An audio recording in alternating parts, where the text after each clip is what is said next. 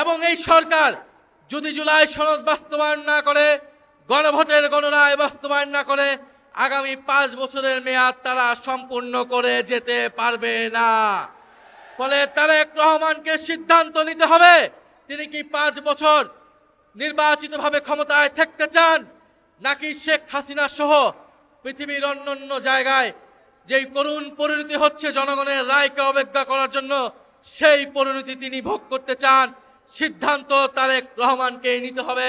এবং আমরা দেখছি বিএনপি দেশের সকল প্রতিষ্ঠান, নির্বাচন কমিশন থেকে শুরু করে সকল প্রতিষ্ঠানকে দলীয়করণ করছে। এই দলীয়করণের ফলে দেশের নির্বাচন ব্যবস্থার যে উন্নতি আমরা চেয়েছিলাম, সেই উন্নতি আবার সম্ভব হবে না। আগামী স্থানীয় সরকার নির্বাচনের আগেই নির্বাচন কমিশন সংস্কার করে পুনর্গঠন করতে হবে, অথবা এই নির্বাচন কমিশনারদেরকে পদত্যাগ করতে হবে। সরকারের কাছে আহ্বান জানাবো, আপনারা দ্রুত সময়ের মধ্যেই গণভোটের যে গণরায়, সেই গণরায় বাস্তবায়ন করুন। আপনাদের নোট অফ ডিসেন্টের আলোকে নয়, গণভোটের গণরায়ের আলোকে জুলাই সনদ বাস্তবায়ন করতে হবে। সংবিধান সংস্কার পরিষদের মাধ্যমে সংবিধানের সংস্কার করতে হবে।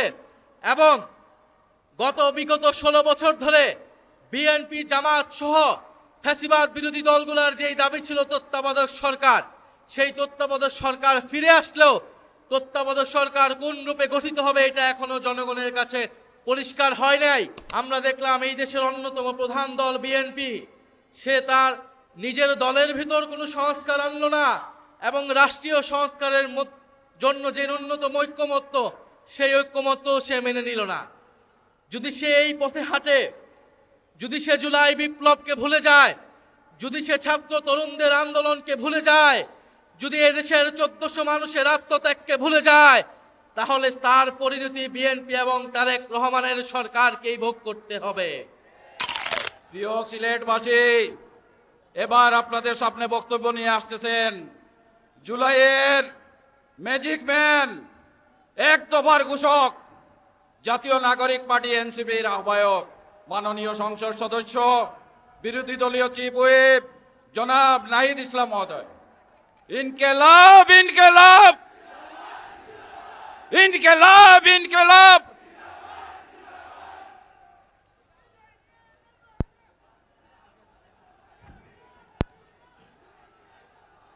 বিসমিল্লাহির রহমানির রহিম।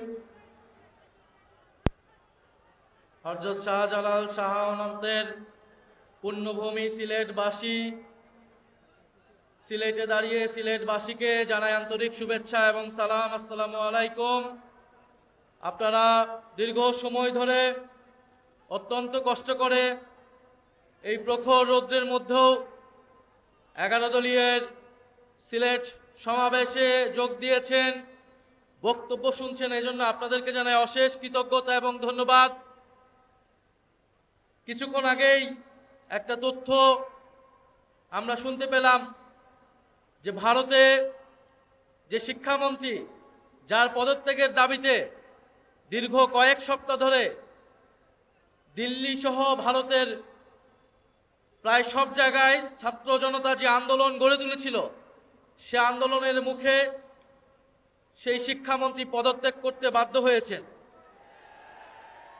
আমরা বাংলাদেশের ছাত্র জনতার পক্ষ থেকে, জুলাই বিপ্লবীদের পক্ষ থেকে ভারতের আন্দোলনরত ছাত্র তরুণদেরকে সাধুবাদ জানাই, আন্তরিক শুভেচ্ছা জানাই।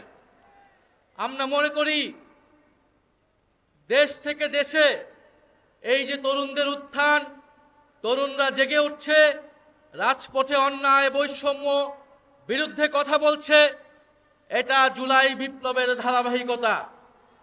জুলাই বিপ্লব দেশ থেকে দেশে ছড়িয়ে যাচ্ছে, কিন্তু দুঃখের বিষয়, জুলাই বিপ্লবের পরে দক্ষিণ এশিয়া সহ সকল দেশের সরকার তার ছাত্রদের, তরুণদের এবং জনগণকে ভয় পাওয়া শুরু করছে, তারা সতর্ক হচ্ছে। কিন্তু দুঃখের বিষয়, আমাদের দেশের সরকার ঠিক উল্টো পথে হাঁটছে। দুঃখের বিষয়, যেই দেশে জুলাই বিপ্লবের ফলে সরকার পতন হয়েছিল এবং নির্বাচনের পরবর্তীতে যে সরকার এসেছে, আমরা আশা করেছিলাম এই নতুন সরকার নির্বাচিত সরকার জনরায়ের প্রতি শ্রদ্ধাশীল হবে, ছাত্র তরুণদের প্রতি শ্রদ্ধাশীল হবে, কিন্তু আমরা দেখলাম যে জনগণের রায়কে তারা ক্ষমতায় এসেই অবজ্ঞা করা শুরু করেছে। 70% জনগণ গণভোটে যে গণরায় দিয়েছে সংস্কারের পক্ষে, জুলাই সনদের পক্ষে, সেই রায়কে তারা অবজ্ঞা করছে। যেখানে ভারতের সরকার তার ছাত্র তরুণদের আন্দোলনের মুখে পরাজিত হয়েছে, মাথা নত করতে বাধ্য হচ্ছে, এবং অন্য সব জায়গায় জনগণের রায় প্রতি সরকার শ্রদ্ধাশীল হচ্ছে, আমরা দেখলাম এই দেশের অন্যতম প্রধান দল বিএনপি সে তার নিজের দলের ভিতর কোনো সংস্কার আনলো না, এবং রাষ্ট্রীয় সংস্কারের জন্য যে ন্যূনতম ঐক্যমত্য, সেই ঐক্যমত্য সে মেনে নিল না।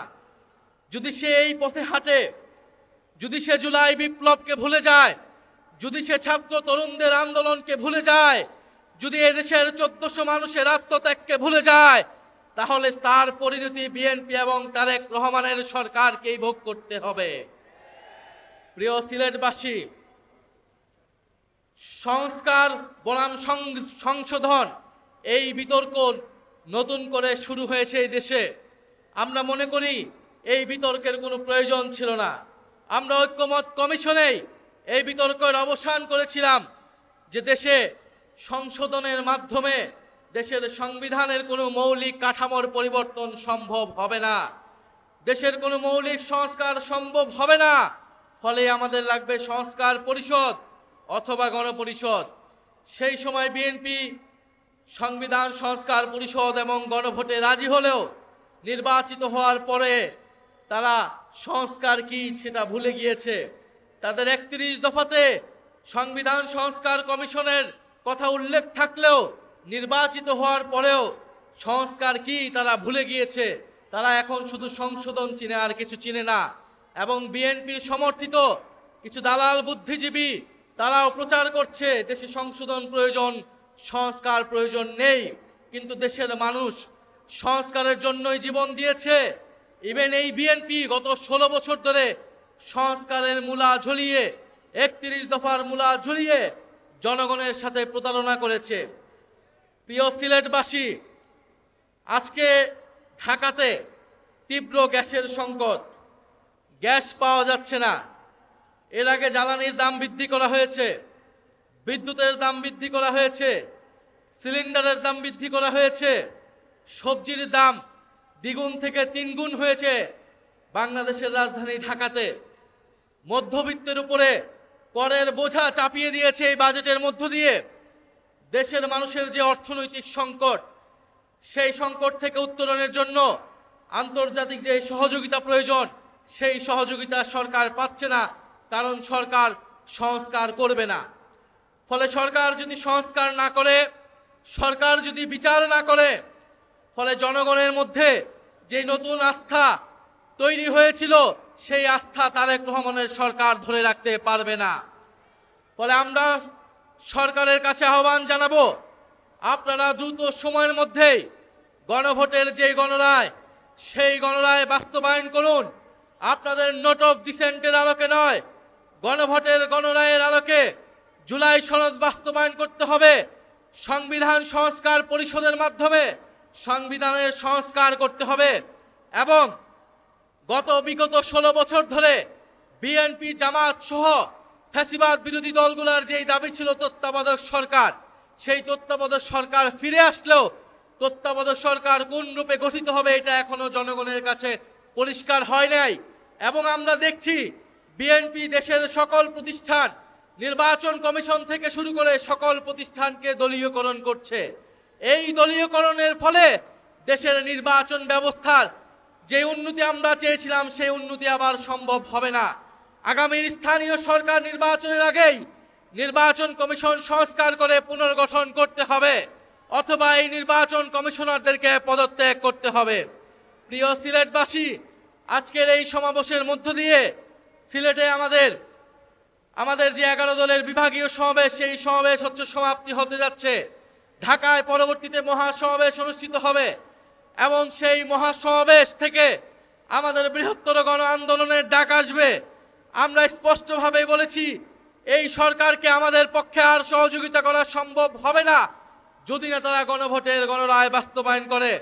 ফলে আমরা আশা করব সিলেটবাসী যেভাবে জুলাই বিপ্লবে যেভাবে রক্ত দিয়ে এই পুণ্যভূমি রক্ত দিয়ে দেশের গণতন্ত্র এবং সার্বভৌমত্বের পক্ষে দাঁড়িয়েছিলেন, আবারও সংস্কারের পক্ষে গণরায়ের পক্ষে আপনারা দুর্বার আন্দোলন গড়ে তুলবেন ইনশাআল্লাহ। সেই আন্দোলনের পক্ষে আমরা 11 দল ঐক্যবদ্ধ থাকব। দেশের আজাদির পক্ষে সার্বভৌমত্ব সংস্কার এবং সুশাসনের পক্ষে আমরা 11 দল ঐক্যবদ্ধ আছি, ঐক্যবদ্ধ থাকব। এবং এই সরকার যদি জুলাই সনদ বাস্তবায়ন না করে, গণভোটের গণরায় বাস্তবায়ন না করে, আগামী 5 বছরের মেয়াদ তারা সম্পূর্ণ করে যেতে পারবে না। ফলে তারেক রহমানকে সিদ্ধান্ত নিতে হবে তিনি কি 5 বছর নির্বাচিতভাবে ক্ষমতায় থাকতে চান, নাকি শেখ হাসিনা সহ পৃথিবীর অন্যান্য জায়গায় যেই করুণ পরিণতি হচ্ছে জনগণের রায়কে অবজ্ঞা করার জন্য, সেই পরিণতি তিনি ভোগ করতে চান। সিদ্ধান্ত তারেক রহমানকে নিতে হবে। ইনশাআল্লাহ দেখা হবে বিজয়ে। আসসালামু আলাইকুম।